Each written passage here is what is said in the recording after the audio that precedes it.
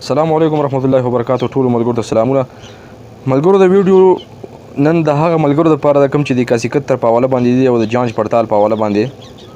نو ملګرو د ویډیو شروع کېدو نه مخکې مهرباني وکړئ زموږ د چینل وسره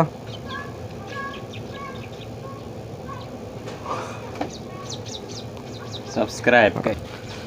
ملګرو راځو ویډیو له ډېر ملګري ته پوښتنه کوي چې چېرته د جانچ پړتال چې دی د دې څه وشو. نو ویډیو د سره نن د دې په حواله باندې شیر کوم چې د جان پړتال والا ملګرو سره څه وشو یا به څه کېږي یا به بل میسیج راځي. ملګرو څنګه چې تاسو ته پته دی چې په 71 باندې ما تقریبا 10-12 ویډیوګانې تاسو سره شیر کړې. نو پای کې ډېر ملګرو ته څه فایدې هم ورسېدې، ډېرو ته نه دي څوک پرې نه پوهېدو. بهرحال نو اوس چې کوم اهل والا ملګري هغو کې پیسې سټارټ شوي دي، هغه ملګرو ته پیسې روانې دي او ورکړې کېږي ولا.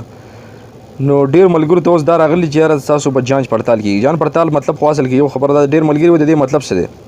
مطلب د دې جان پړتال د دې مطلب دا دی چې یاره ستا د خاندان بیکګراوند ګوري چې یاره مطلب ته مالدار یې، غریب یې، ستا سره پیسې شته نشته.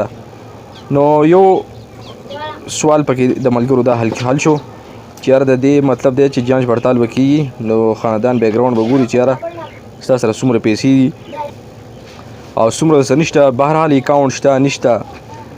ملګري به چې ویډیو بل طرف ته لاړ، ویډیو هم درته هغه وایم چې یاره د جان پړتال والا ملګرو سره به څه کوي.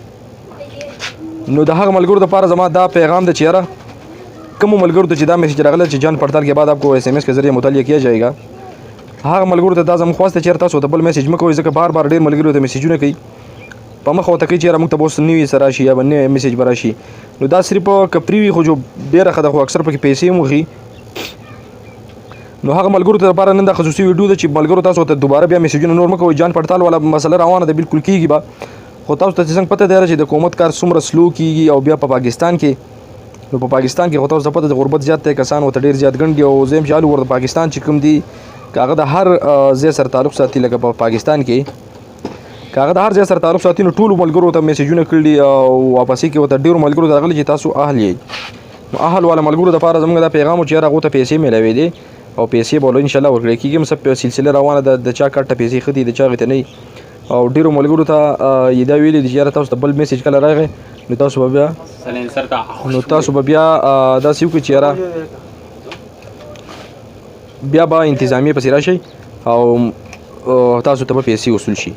نو جانچ پړتال والا ملګرو دا سلسله به روانې تقریبا چې د 23 زما چې څومره خیال دی 23 ورځې به نور دا بقایا چې کوم کسان دي د روژې خو حتی دا چې یاره روژې ته به دا خبره وړي، نو 23-24 ورځې به نور دا سلسله روانې تقریبا لکه زه به ووایم چې د وړوکي اختر نه بعد که چېرته بیا بند شي خو د روژې د 20 پورې به دا سلسله روانې ملګرو.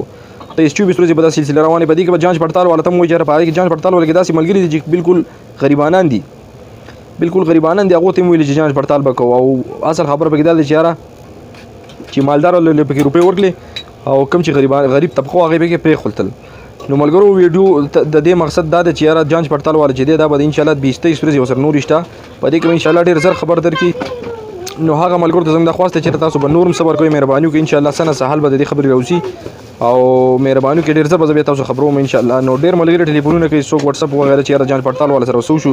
نو 23-24 ورځې کې به انشاءالله د دې مسلې حل راوځي چې یاره د دې څه وشو. ټیک شو ملګرو. نو دا وه تر دې دمه نوي ویډیو ډېرو ملګرو چې به جانچ پړتال والا باندې څه ووایه، نو دا د هغو دپاره دغه ویډیو چې یاره 23-24 ورځې کې به څه نه څه بیا حل کېږي راوباسي، یا به میسیج کوي یا به په خپله باندې د صوبې په سطحه باندې. نو دا دغه ویډیو انشاءالله چې نوي څه وو بیا به تاسو ډېر زر خبر کړم.